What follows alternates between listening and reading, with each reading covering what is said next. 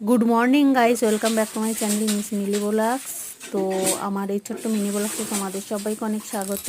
সকালে উঠে রাত শুয়ে আছে, আমরা উঠে পড়েছি, অলরেডি কাজ শুরু করে দিয়েছি। বাসন মাজা চলছে, এখানে সবজি কেটে ধোয়া চলছে, সব সবজিগুলো ধুয়ে নিয়েছি। এখন তেলাপিয়া মাছটা আমি ভাজা শুরু করে দিয়েছি, রান্না বসিয়ে দিয়েছি অলরেডি।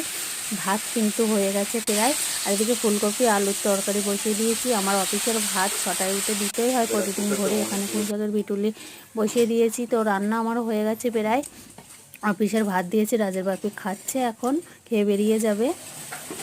তো দেখলে সকালে উঠে কত কাজ, মানে করতে করতে দম লেগে যায় সকালে উঠে।